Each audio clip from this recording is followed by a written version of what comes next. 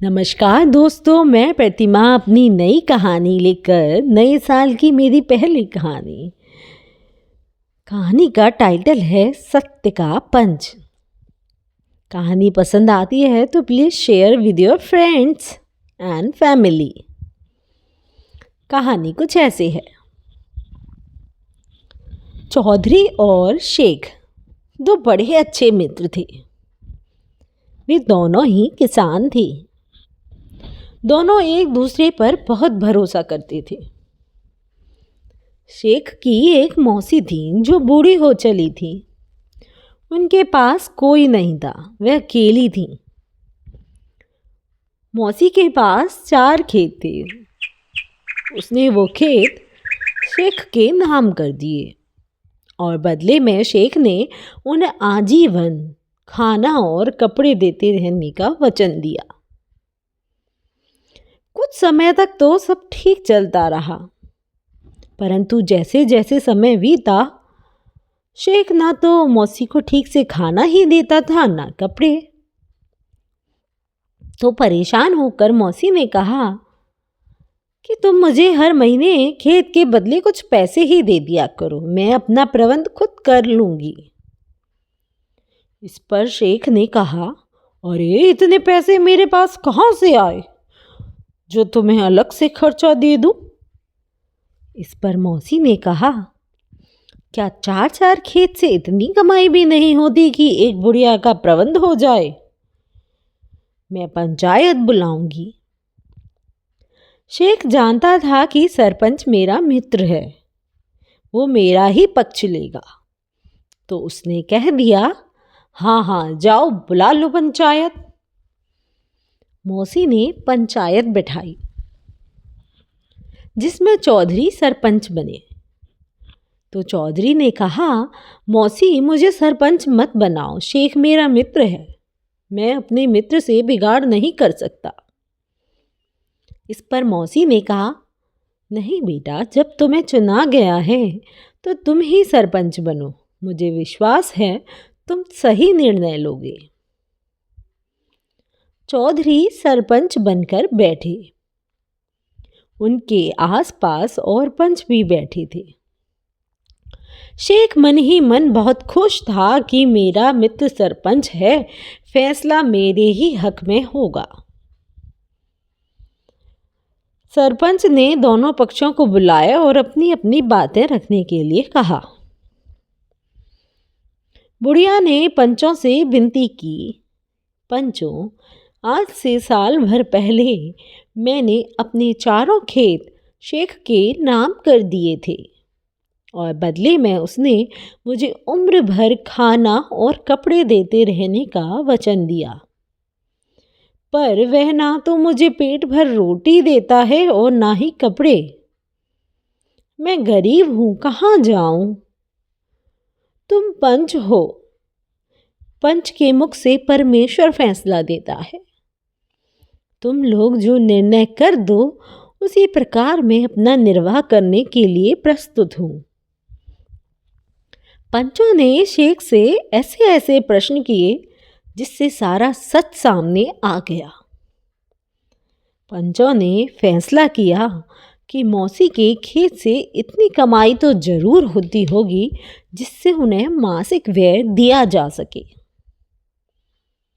इसलिए चौधरी ने कहा कि या तो तुम उनके सभी प्रबंध अच्छे से देखो, अच्छे से करो, नहीं तो वो खेत किसी और के नाम कर दिए जाएं और वो मौसी की देखभाल करे। यह सच्चा फैसला सुनकर लोगों ने पंचों की बहुत तारीफ की। लेकिन चौधरी और शेख इस फैसले के बाद एक दूसरे के शत्रु हो गए। दोनों की मित्रता खत्म हो गई। उसी दिन से शेख चौधरी से बदला लेने के अवसर ढूंढने लगा। अंत में उसे एक दिन अवसर मिल ही गया। वो कैसे, सुनिए। चौधरी ने बैलों की एक जोड़ी खरीदी। बैल बड़े सुंदर और स्वस्थ थे, पर अचानक ही कुछ समय बाद एक बैल मर गया। तो चौधरी ने दूसरा बैल हीरा को बेच दिया। हीरा उसी गांव में बैलगाड़ी चलाता था। 1 महीने बाद रुपए देने की बात तय हो गई। बैल पूरी तरह स्वस्थ थे तो हीरा ने उससे बहुत काम लिया। जहाँ वो दिन भर में एक ही बार शहर का चक्कर लगाता था, वहाँ उस नए बैल से 4-4 चक्कर लगाने लगा। बैल को ठीक से दाना पानी भी नहीं देता था। नतीजा यह हुआ कि बैल की हड्डी हड्डी निकल आई। वह बहुत कमज़ोर हो गया। एक दिन शहर से वापस आते में रास्ते में ही वो बैठ गया और फिर कभी नहीं उठ पाया। हीरा ने देखा कि वो मर चुका है। अब जब चौधरी ने बैल के दाम मांगे तो हीरा ने गुस्से होकर कहा, कैसा कमज़ोर बैल दिया था तुमने, वो तो मर भी गया, मैं पैसे नहीं दूंगा। दोनों में बहुत झगड़ा हुआ और बात पंचायत तक पहुंच गई। इस बार सरपंच बना था शेख। हीरा दोनों के मन मुटाव की बात जानता था कि शेख और चौधरी दोनों एक दूसरे के मित्र नहीं हैं। वह खुश था कि शेख चौधरी से बदला लेगा और फैसला मेरे ही हक में होगा। पंचों ने चौधरी से पूछा कि तुम्हें कोई आपत्ति तो नहीं है शेख के सरपंच होने से? तो उसने कहा, मुझे कोई आपत्ति नहीं है। पंचायत केवल न्याय को समझती है। पंच के मुंह से परमेश्वर बोलता है। पंच जो निर्णय लेंगे वो ही मुझे मान्य होगा। शेख अब सरपंच बनकर बैठे तो पिछली सब बातें भूल गए। उनके कानों में यही गूंजता रहा कि पंच के मुंह से परमेश्वर बोलता है। दोनों पक्षों की ध्यान से सुन बातें और अंत में फैसला सुनाया गया। चौधरी और हीरा, पंचों ने तुम्हारे मामले में भली भांति विचार किया है। जब बैल को बेचा गया तब वह पूरी तरह स्वस्थ था। यदि तभी पैसे दे दिए जाते तो बात यहाँ तक नहीं पहुँचती।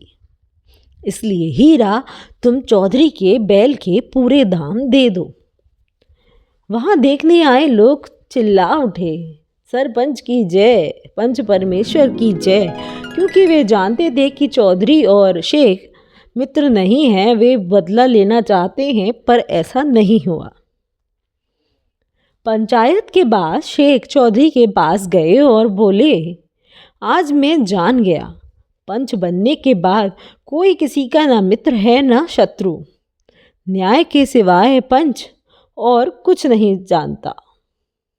आज समझ आ गया कि पंच के मुंह से परमेश्वर बोलता है, और दोनों फिर से मित्र हो गए।